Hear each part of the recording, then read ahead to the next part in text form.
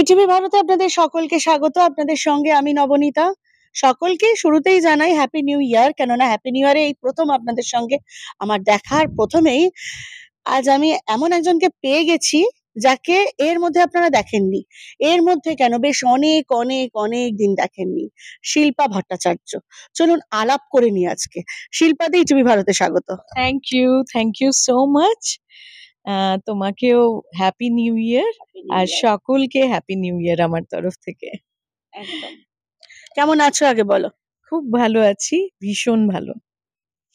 একদম। বছরের শুরুটা কি দিয়ে শুরু হলো? বছরের শুরু আমি প্রতি বছরই ফ্যামিলির সাথে বেরোই। সেই এই বছরও সেম ফ্যামিলির সাথেই বেরিয়েছি। বাড়ির সবাই, দিদি সবার সাথে বেরিয়েছি, ছেলে সবার সাথে বেরিয়েছি। একটু মজা করেছি 1st জানুয়ারি। একদম, খুব ভালো। তো আজকে শিল্পাদির কাছে আমার যে কারণে আসা, শিল্পাদিকে শেষ দেখা যায় অন স্ক্রিনে 1995 সালে বুম্বাদার বিপরীতে, তার আগে 92 সালে। তো তারপরে কোথায় গেলে? তারপরে গেলাম হলো, তারপরে বাড়ির থেকে অ্যালাউ করলো না, যে এত স্কুলে পড়ছি তখন আমি। তো স্কুল কমপ্লিট না করে বাড়ির থেকে অ্যালাউ করলেন না আমার বাপি। বাপি বললেন যে পড়াশোনা কমপ্লিট করো, তারপরে আবার মানে কটা বছর পরে, কারণ তখন ম্যাচিওরিটি অত হয়নি যে ফিল্মটাকে ওইভাবে আমি নিতে পারবো, যে কন্টিনিউ করা যাবে। কারণ পড়াশোনা আর মানে এদিকে প্রফেশন দুটো অ্যাডজাস্ট করা একটু মুশকিল ওই এজে। যার জন্য বাপি বললেন যে এখন আর নয়, আবার একটু বড় হয়ে যাও, একটু কমপ্লিট হোক পড়াশোনা, তারপরে আবার করবে। শিল্পাদি, এই মুহূর্তে দাঁড়িয়ে বাংলায় কোন অভিনেতা অভিনেত্রীর কাজ দেখতে খুব ভালো লাগে, অভিনয় দেখতে খুব ভালো লাগে? আমার হিরোদের মধ্যে অনির্বাণ ভট্টাচার্য, তারপরে আবির চ্যাটার্জি, এনাদের ভালো লাগে। আর শুভশ্রীর লেটেস্ট একটা মুভি দেখলাম, খুব ভালো লেগেছে, ভীষণ ভালো। আচ্ছা, তার মানে তখন কত ছোট ছিলে তুমি দিদি? যে তখন আমি ক্লাস 9-এ পড়তাম, মন মানে না সময়। ভীষণ ইম্পর্টেন্ট একটা সময়। হ্যাঁ, সেই জন্য তখন মানে ওই টাইমে পুরো ফিল্মে চলে আসা, এটা একটা বাপির কাছে, বাপি ভাবলেন যে পড়াশোনাটা আগে কমপ্লিট হোক। তো অত ছোট বয়সে কিন্তু বুম্বাদার বিপরীতে, তাই তো? মানে সেই এক্সপেরিয়েন্সটা একটু বলো, বুম্বাদা কি বললেন তখন? বাবা আমাকে বুম্বাদা ছুটকি বলে, কারণ অত ছোট মানে এজের হিরোইন উনি আর আগে তার আগে করেননি কারোর সাথে। ওই এজে আমি করেছি ওনার সাথে ফিল্ম। তো সেটা আমার কাছেও খুব একটা huge challenge. At the same time আমি চ্যালেঞ্জ বলবো না, বিকজ আমার তখন ওই সেন্সটাও গ্রো করেনি যে আমি কার সাথে এত বড় মাপের একজন হিরো, ইন্ডাস্ট্রির মানে সব থেকে মানে সেই টাইমে, হ্যাঁ, ওনার মতো একজন হিরোর সাথে আমি কাজ করছি। আমি নিজে ফিলও করতে পারিনি যে আমি কার সাথে কাজ করছি। মানে এত বড় মাপের একজন আর্টিস্ট, এত বড় মাপের একজন মনের মানুষ, এট দ্য সেম টাইম ভীষণ ভালো লেগেছে ওনার সাথে কাজ করতে। আর ওনার কথা তো আর মানে বলবার কিছু নেই, এত কিছু বলার শেষ হবে না হয়তো। ভেরি ডাউন টু আর্থ, আমি বারবার বলি এই কথাটা, কারণ ওনার মধ্যে কোনো সেই অর্থে দম্ভ বা কোনো কিছু এই জিনিসগুলো একদম কাজ করে না। আমি এত বছর পরে ওনার সাথে মানে দেখা হয়েছিল আমার রিসেন্টলি একটা অনুষ্ঠানে। তো আমি দেখলাম এক্স্যাক্টলি সেম রয়েছেন, কোনো ডিফারেন্স নেই। এইটাই সব থেকে ভালো লাগে।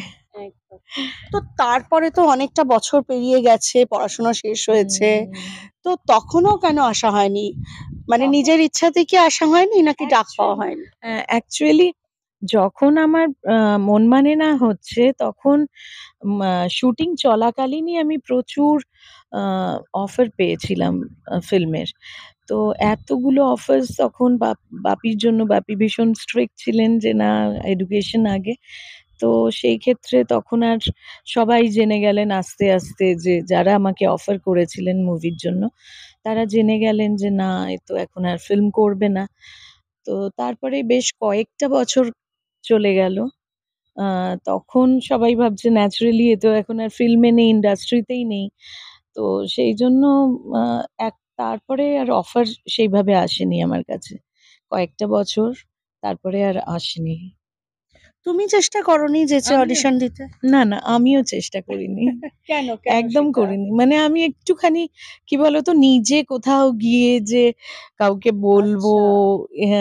এইটা একটুখানি কিরম শাই ফিল করতাম। যে নিজে গিয়ে বলবো সেটা একটা আমার কাছে মনে হতো যে কিরকম একটা লাগতো। যার জন্য আমি কারোর কাছে বলে উঠতে পারিনি। শিল্পাদের শুরুটা কিভাবে ছিল? এই যে 92 সালে একটি ছবি, তারপরে মানে 92 সালে মন মানে না। মন মানে না। তারপরে 95 তে ভালোবাসা। হুম, হ্যাঁ?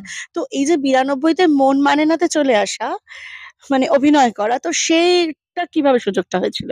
সেটাও একটা মানে হঠাৎ করেই আমার কাছে ফিল্মটা এসেছে। আচ্ছা। সময়টা ছিল দুর্গাপুজো। তখন আমি আ আ টলিগঞ্জে থাকতাম। ওখানে পুজো বিকেল বেলায় ওই বয়সে বাচ্চা মেয়েরা খেলতে ওরকম হঠাৎ করে আমার বাড়ির যে কাজের আ যে দিদি ছিলেন, সে এসে বলল যে, "বাড়িতে কয়েকজন এসেছে, তোমাকে খুঁজছে, একটু যাও বাড়িতে।" তো আমি দেখলাম আ ওখানে মিস্টার ইন্দর সেন আ তখন এসেছিলেন আমার বাড়িতে। তো উনি আ বললেন যে, আ আ "আমি এসেছি ফিল্মের জন্য। আ তো আমার বাপির সাথে কথা বলছিলেন।" তখন আমি তখন অতটা মানে সিরিয়াসলি ফিলও করিনি, বুঝিওনি যে ফিল্মের জন্য এত কি আছে। এরকম মনে হয়েছিল যে তারপরে উনি বললেন যে, "না, এই বয়সে এরকমই একটা মেয়েকে আমার দরকার। বুম্বাদার এগেইনস্ট এ আমি মন মানে না বলে একটা ফিল্ম বানাচ্ছি।" তো তখন বাপি বললেন যে, "না, ওর তো এখন সবে ক্লাস 9 এ পড়ে। এখন পড়াশোনার জন্য মুশকিল হয়ে যাবে।" তো সেই তারপরে বাপিকে ভালোভাবে বুঝিয়েছেন উনি। ভীষণ ভালো মানুষ। ইন্দোর কাকু ভীষণ স্নেহ করতেন আমাকে। তো উনি বললেন যে, "না, ফিল্মটা করো। এই ফিল্মটা অন্তত করো।" তারপরে উম বাপি রাজি হলেন। সবাইকে দেখলেন যে খুব ভালো। তো সো সে তারপরের থেকে আর আ মানে ওই ফিল্মে আসা, ওই ফিল্মটা করা। কিন্তু তারপরে আবার 95 সালে। তারপরে আবার ৯৫ সালে। সেটাও আ তখন আ 'ভালোবাসা' মুভি। ওটাও ভীষণ ভালো ছিল। বাট 'মন মানে না' অনেক হিট ঠিক। মুভি। হ্যাঁ। শিল্পাদি, এই মুহূর্তে দাঁড়িয়ে বাংলায় কোন অভিনেতা অভিনেত্রীর কাজ দেখতে খুব ভালো লাগে? অভিনয় দেখতে খুব ভালো লাগে? আমার আ হিরোদের মধ্যে অনির্বাণ ভট্টাচার্য, তারপরে আবির চ্যাটার্জী, এনাদের ভালো লাগে। আর শুভশ্রীর লেটেস্ট একটা মুভি দেখলাম। খুব ভালো লেগেছে। ভীষণ ভালো। তো দিদি, আমি শুনছি আপনি মিঠু মুখার্জির আত্মীয় হন, এরকম একটা শুনছি। একদমই ভুল কথা এটা। আমার সাথে আ মানে আমার ফ্যামিলিতে কেউ ফিল্মে নেই। মিঠু মুখার্জি বা আরেকজন আর্টিস্ট মানে ছিলেন হিরোইন, ঋতু দাস বলে। অনেকে মনে করে আমার দিদি, কিন্তু সেটা একদমই মানে সম্পূর্ণভাবে ভুল। কারণ আমার সাথে ওনার কোনো সম্পর্ক নেই। অনেকে বলে যে ঋতু দাসের বোন বা মিঠু মুখার্জির বোনঝি আমি। কিন্তু এগুলো কোনোটাই সঠিক নয়। যাকগে, যা সঠিক নয় সেই জায়গায় আর আমরা যাব না। কিন্তু শুনতে পাচ্ছি দিদি কিন্তু আবার কামব্যাক করতে চাইছেন। তো এবার বলুন যে কোন পরিচালকের সঙ্গে হাত ধরে কামব্যাক করার ইচ্ছে রয়েছে বা স্বপ্ন, বা কি বলবো, হ্যাঁ, স্বপ্নই বলবো। হুম। আ রাজ চক্রবর্তী বলতে পারেন, বা উনার নাম কি যেন? রাজ চক্রবর্তীর সাথে আমার খুব ইচ্ছে আছে ভালো একটা ফিল্মে আসার। দেখা যাক কি হয়। কেন রাজ চক্রবর্তীর সঙ্গেই কেন? এত তো পরিচালক। আমি মানে কোন রকম সমালোচনায় না, যাচ্ছি না। না, তবু রাজ অনেকে চক্রবর্তী কেন? না, রাজ চক্রবর্তীর মুভিগুলো ভালো হয়। আ আরো অনেকের ফিল্ম আছে যাদের খুবই ভালো হয়। হ্যাঁ, আমি সকলের সাথেই করতে চাই। সকলের আ মানে যারা আমাকে নিয়ে কাজ করবেন ভালো প্রোডাকশন এ আমি ডেফিনিটলি করতে চাই, ভালো চরিত্রে করতে চাই। একদম। রাজ চক্রবর্তীর রিসেন্ট কোনো ছবি দেখা হয়েছে? হ্যাঁ, এই লাস্ট একটা মুভি 'সন্তান'। বেরোলো 'সন্তান' ওটা দেখেছি। খুব ভালো লেগেছে। আচ্ছা। মূলত কিরকম চরিত্র এই মুহূর্তে দাঁড়িয়ে করতে ইচ্ছুক? কিরকম চরিত্র মানে চরিত্রটার মধ্যে ইম্পোর্টেন্সই থাকবে। আমাকে আ মানে আমার আ যেরকম আরকি আ আজকে সেই 'মন মানে না'র মতো নিশ্চয়ই এখন আমি করব না ফিল্ম। কিন্তু হ্যাঁ, একটা ভালো আ চরিত্রে ভালো ইম্পোর্টেন্ট ক্যারেক্টারে আমি অভিনয় করতে চাই। আর যদি 'বুম্বাদার' বিপরীতেই আবার হয়, কেমন হবে? সবাই তো কমেন্টস করছে 'মন মানে না 2' যাতে হয়। কিন্তু দেখা যাক 'বুম্বাদার' এগেইনস্ট এ হলে তো খুবই ভালো হয়। ভীষণ ভালো হয়। এর মধ্যে কি অন্য কারোর সঙ্গে কথা হয়েছে ছবি নিয়ে কোনো, বা কেউ কি মানে কোনো রকম অফার করেছে কিছু?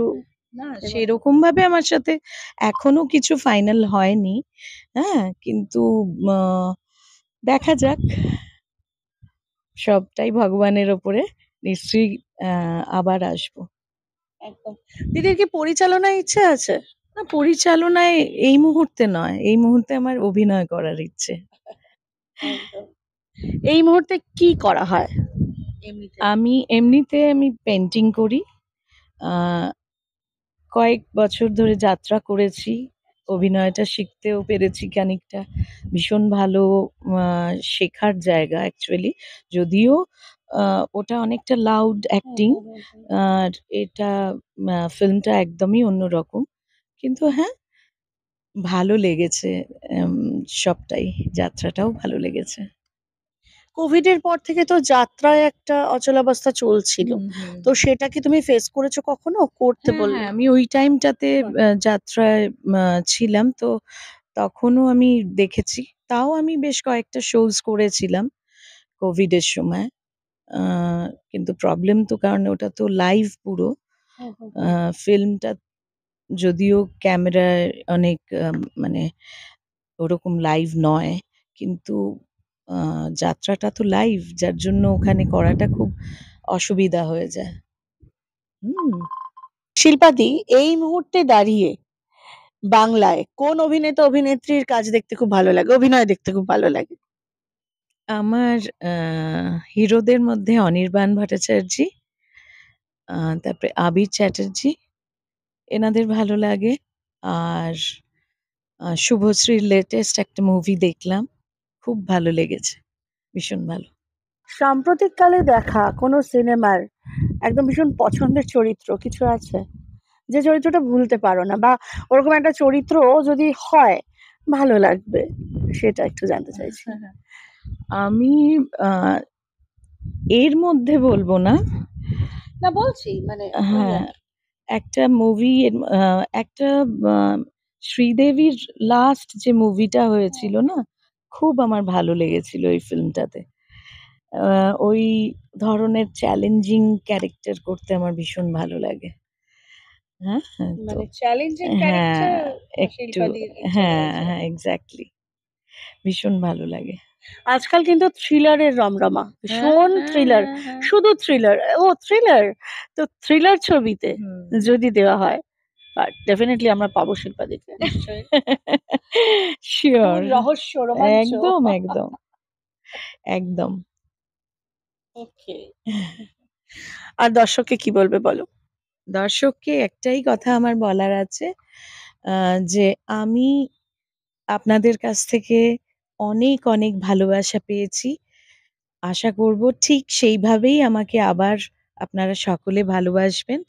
আবার আপনারা আমাকে সেই স্নেহ, ভালোবাসা সবকিছু দিয়ে আমাকে আবার ওয়েলকাম করবেন। এইটুকুই আমি চাই যাতে আ আমি আবার এই ইন্ডাস্ট্রিতে আসতে পারি যেটা আমার ভালোবাসার, ভালো লাগার জায়গা। ফিল্ম ইন্ডাস্ট্রিতে আমি সেটাই চাইছি যে সেইভাবে আমি আবার আসতে চাই। যেরকম 'মন মানে না' তে এসেছিলাম। হুম। যার হাত ধরে মন মানে না এবং ভালোবাসা, সেই প্রসেনজিৎ চ্যাটার্জি। আমাদের বোম্বাদা কি বললেন যেদিন লাস্ট দেখা হলো? এটা আমার পরে মনে পড়লো, তাই জিজ্ঞেস করছি। বুম্বাদার কথা কি বলবো, উনি তো সেম আছেন, ওনার কোনো চেঞ্জেস নেই এতগুলো বছর পরেও।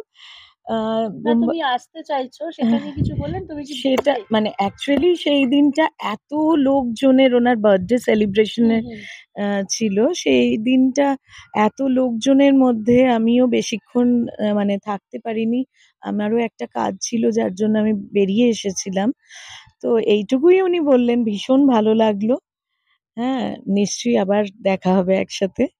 হ্যাঁ, এইটুকুই কথা হয়েছে ওনার সাথে। কিন্তু really after long, long time ওনার সাথে মিট করে আমার ভীষণ ভালো লেগেছে। একদম। হুম, আশা করি আমরা দেখতে পাবো, খুব শিগগিরই দেখতে পাবো, আমরা অপেক্ষায় থাকবো। থ্যাংক ইউ সো মাচ দিদি, ভীষণ ভীষণ ভীষণ ভালো থেকো।